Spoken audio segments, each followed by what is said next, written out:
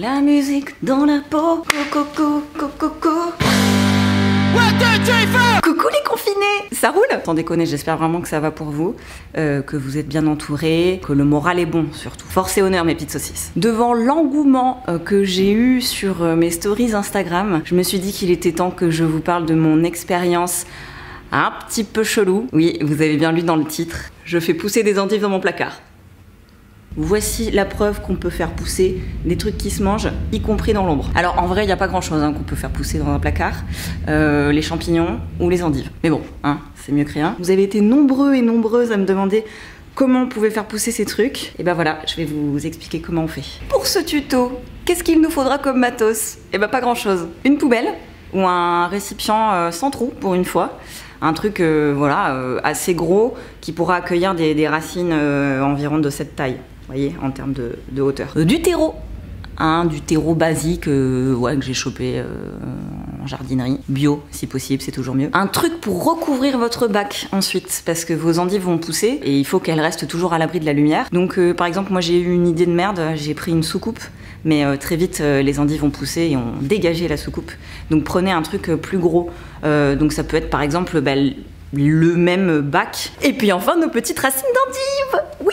Où se les procurer, me direz-vous? Et ben moi je les ai chopées sur internet tout simplement auprès d'un producteur bio. Donc vous tapez racines d'endive ou alors carottes de chicon aussi. Ça marche sous cette appellation là. Sinon si vous avez l'occasion d'aller en direct auprès de producteurs, vous pourrez aussi en choper très facilement. Pour les plus téméraires et qui ont un jardin, vous pouvez aussi vous amuser à les semer au printemps. Mais quand on part de la graine, il faut à peu près 170 jours pour que ça pousse. Comme vous et moi, hein, je crois que pas le time. Voilà, donc les racines directes, ça marche aussi. Alors, en avant la plantation. Du coup, comme j'ai déjà tout planté parce que je voulais tester et être sûre que ça marche, je vais vous faire une sorte de simulation. Hein, voilà.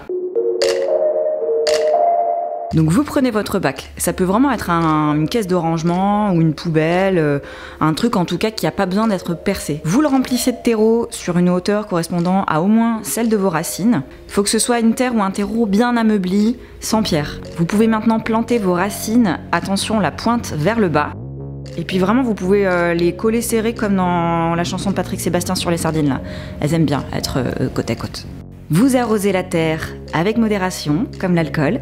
Les racines ont besoin d'obscurité, donc recouvrez votre récipient soit d'un sac de jute, d'un couvercle ou d'une bâche plastique sombre et trouée, ça peut fonctionner aussi. Et concernant l'entretien, on aime beaucoup parce que y en a tout simplement pas. Vérifiez quand même de temps en temps, mais vraiment pour le coup je l'avais complètement zappé pendant 3 semaines, je suis allée voir et ça a donné ça. Je suis si émerveillée, c'est quand même complètement fou. Et la séquence émotion de la récolte, elle arrivera à peu près au bout de 6 semaines environ, et vous aurez juste à couper au ras de votre endive. Et à vous les salades, noix, pommes, endives avec une petite huile à la truffe par exemple. Et sachez que l'endive est peu calorique et riche en fibres. C'est une super source de vitamine B9 et ça participe au renouvellement des cellules. Donc spéciale dédicace aux femmes enceintes, aux enfants en pleine croissance ou aux personnes en convalescence. Les endives, bonne nouvelle, c'est pas que de la flotte, c'est aussi des trucs intéressants dedans. Je parle d'endives crues, hein, bien sûr, hein. On oublie l'endive jambon béchamel, là, façon Tati Martine. Ça, de toute façon, depuis le début de l'histoire de la cuisine, c'est interdit. N'hésitez pas à m'envoyer des photos lorsque vous vous serez mis à faire ça. On pourrait monter un collectif de cultiveurs d'endives de placard, ce serait beau. Plantez tout, love sur vous. Vous êtes mes nouvelles meilleures amies, yeah, mais je vais vous manger bientôt. Ouh, avec des petites noix, peut-être même du roquefort. Oh non, j'aime pas ça en fait.